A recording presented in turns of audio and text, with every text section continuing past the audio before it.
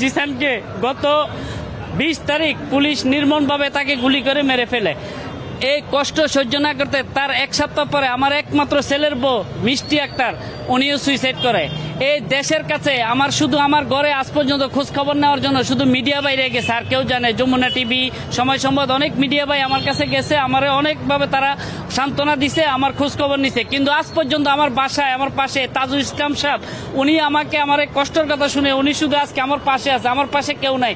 তা আমি এই যাদেরকে মামলা রাখছি আমার এলাকার কিছু চিহ্নিত আওয়ামী লীগ, ওলামা লীগ, যুবলীগ আছে, তাদেরকেও আমি মামলাতে দিচ্ছি। এর জন্য সুস্থ বিচার, আমি একজন প্রবাসী হিসাবে, রেমিডেন্স যুদ্ধ হিসাবে, আমি একমাত্র ছেলের বাবা হিসাবে, আমার একটাই সন্তান, আমি যেন তাদের ন্যায্য বিচারটা আপনাদের সবার কাছে আমি সহযোগিতা কামনা করছি। তাদের জন্য ন্যায্য বিচারে বাংলাতে খুনি হাসিনার যেন ফাঁসি হয়। আরো যারা মূল আসামি আছে, এলজেডি মন্ত্রী তার শালা মহব্বত, খুনি হাসিনার পুত্র, স্বরাষ্ট্রমন্ত্রী, আইনমন্ত্রী, যারা যারা মামলার সাথে জড়িত আছে, আমার এলাকার ওলামা লীগ, এমনকি এলাকার আরো কিছু চিহ্নিত আওয়ামী লীগ সন্ত্রাসী আছে, আমার ছেলের লাশ মারি দিতে দেয় আমার গ্রামের বাড়িতে, তাদেরকে আইনের আওতায় আনে আপনাদের মাধ্যমে যেন আমি সুস্থ বিচার পাই, এই দোয়া এই কামনা আপনাদের কাছে আমি করতেছি। আমি সাধারণ একজন প্রবাসী হিসেবে। কিছু ওলামা লীগ, যুবলীগ, ওয়ার্ড কাউন্সিলর তারা মিলে আমাকে বিভিন্নভাবে হুমকি দিছে, আমার ছেলের লাশ মারি দিতে দেয়নি।